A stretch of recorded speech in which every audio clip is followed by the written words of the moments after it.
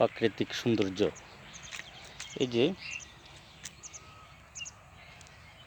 ধানের চারা,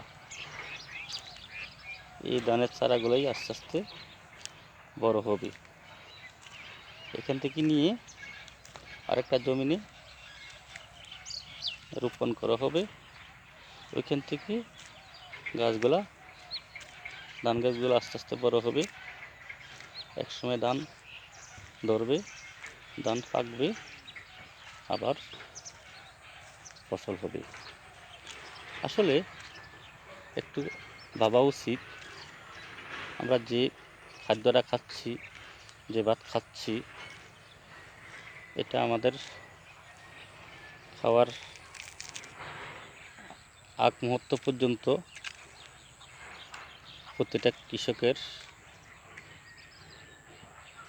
ঘাম ঝরা পরিশ্রম রয়েছে। আমরা তা বুঝি না, কৃষককে আমরা মূল্যায়ন করি না।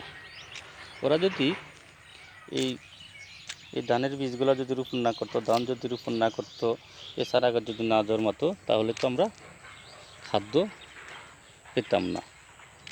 তাই কিন্তু কৃষক পরিশ্রম করে ধান উৎপাদন করে তার থেকে চাল হয়, আমরা খাচ্ছি। কিন্তু কৃষক কি তার ন্যায্য মূল্য পাচ্ছে? না, পাচ্ছে না। কৃষকের মূল্যায়ন এই পৃথিবীতে, আমাদের দেশে এখন আর হচ্ছে না। তাকে আমরা মূল্য দিতে পারছি না। আমরা এখন ভাবতেছি চালের দাম বৃদ্ধি পাচ্ছে। কেন বৃদ্ধি পাচ্ছে? কৃষক কেনই বা দান করবে? সে তো পরিশ্রম হিসাবে তার মূল্য পাচ্ছে না।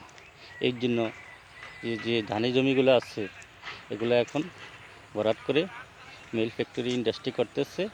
কৃষক যেত পরিশ্রম করে ন্যায্য মূল্য পাচ্ছে না, লস হচ্ছে। তাই কৃষক এই কাজের দিকে এখন আগ্রহী না। যদি উৎপাদনে না হয়, চাহিদা এবং যোগান, দেখা যায় চাহিদা বেশি, যোগান কম, উৎপাদন কম, তাহলে তো বৃদ্ধি আরও পাবে, কমবে না।